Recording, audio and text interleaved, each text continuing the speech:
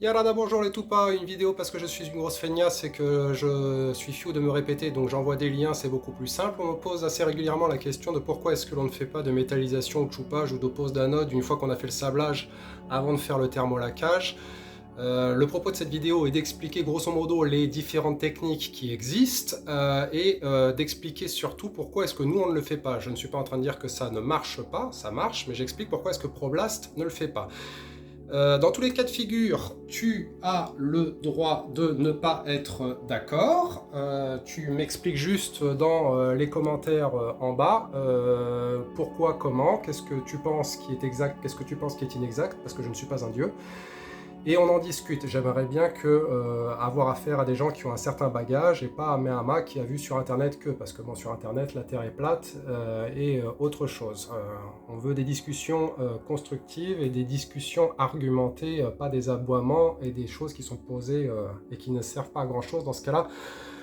Ton avis, je m'en lèche la licorne. Alors, acier inoxydable, comment est-ce que ça marche? On parle d'acier inoxydable, vous auriez vu dans les vidéos précédentes que j'en avais montré qui malgré tout s'oxydait. Comment est-ce que ça marche? C'est-à-dire que c'est un mélange de chrome et d'acier. J'ai fait deux couleurs différentes parce que j'essaie d'expliquer les choses bien et proprement et que je dessine super bien. Tu peux pas discuter cet argument-là, c'est un monologue. Donc chrome plus acier égale un ensemble qui s'appelle acier inoxydable si et seulement si le chrome est supérieur à 10% de la composition générale du truc. Mais il y a un problème d'oseille, l'oseille, qui se pose. C'est que, comme je vous l'avais déjà montré, c'est pas si inoxydable que ça. Probablement parce que la qualité du chrome est en train de baisser. Probablement parce que ça coûte la peau du derche de faire ce genre de truc. Probablement parce que personne va se casser le cul à aller voir si c'est effectivement 10% ou 9, quelque chose. C'est toujours la même chose, c'est l'oseille qui dirige le monde. Ensuite, on a la métallisation, le choupage ou la pose d'anode. C'est un peu le même principe dans les trois cas, c'est-à-dire que l'on a un pistolet. Ceci est un pistolet super bien fait qui projette un fil de zinc sur la surface métallique, l'acier.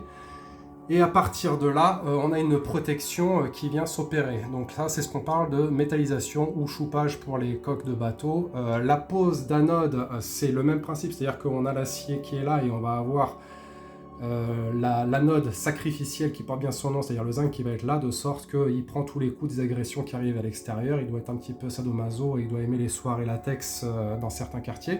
Frappez-moi, oui. Tout vient directement sur sa tronche plutôt que d'aller taper sur l'acier. Alors cette méthode-là, elle est un peu discutable parce qu'elle a ses limites malgré tout, surtout si on est complètement dans un bain agressif. Mais on y reviendra. Dernière étape, la galvanisation. Putain, qu'est-ce que j'écris bien.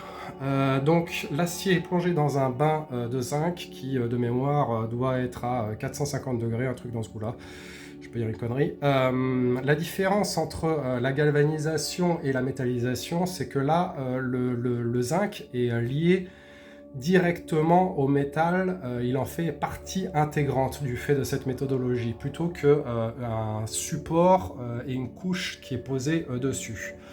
Donc la galvanisation va avoir un effet un peu plus buff dans le cas qui nous préoccupe. Voilà, on a grosso modo les définitions de la inoxydable, de la mesmérisation, de la chmouchepage, de la manode et de la galvanisation. Maintenant, on va pouvoir entrer dans le détail de pourquoi et comment on ne fait pas ça. Attention, effet spécial, ronron.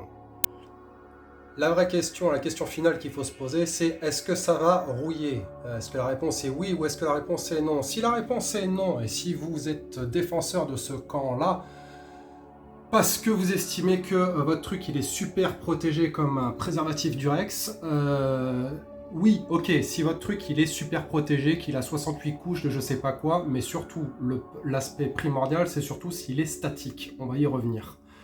Si vous pensez aussi que ça va rouiller, non, parce que c'est de l'aluminium, eh bien en réalité la réponse est juste de la sémantique.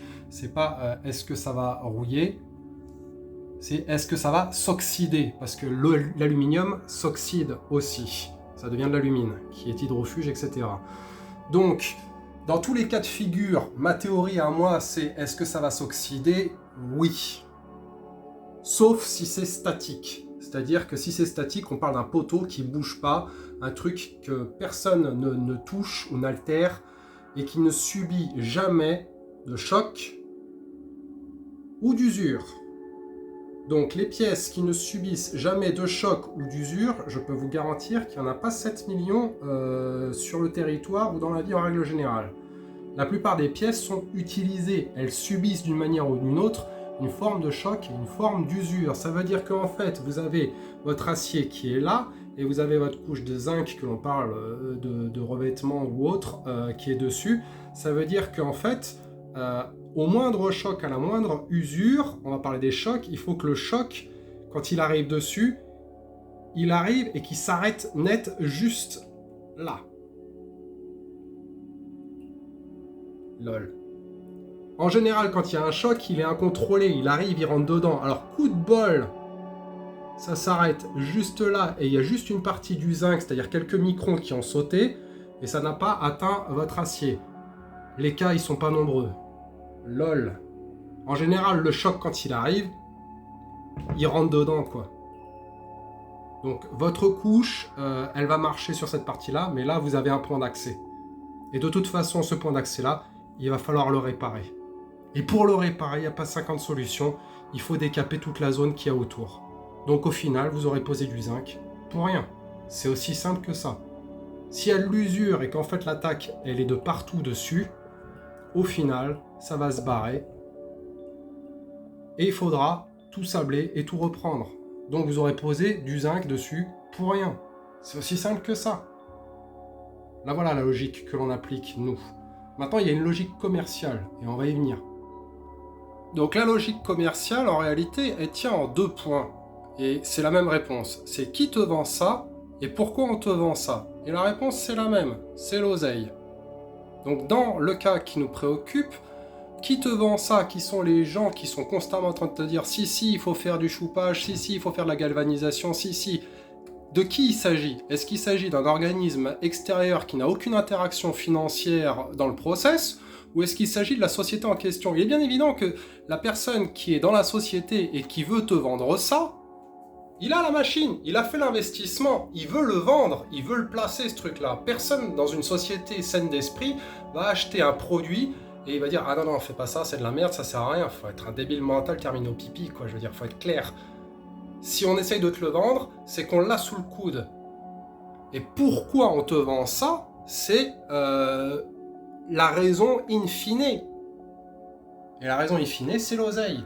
C'est pas tant l'effet du truc. Pourquoi on te le vend? Comme je te l'ai démontré, s'il y a un choc, et généralement rien n'est statique, ton truc il sert à rien. Il est pas par balle. Ta petite couche de zinc, elle fait pas 4 mètres d'épaisseur. Le moindre choc que tu vas prendre dedans, ça va sauter. Donc ça ne sert à rien. La question, elle est là. Qui te vend ça? Pourquoi on te le vend? Et la réponse est toujours l'oseille. C'est un peu comme un agent immobilier, si tu veux, qui va te vendre un appartement.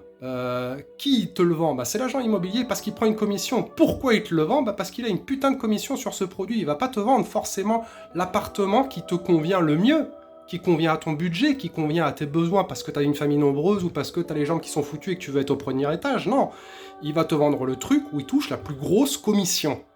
Voilà, c'est aussi simple que ça. Donc, je ne dis pas que ces process-là ne marchent pas, ces process marchent, mais dans des cas hyper spécifiques.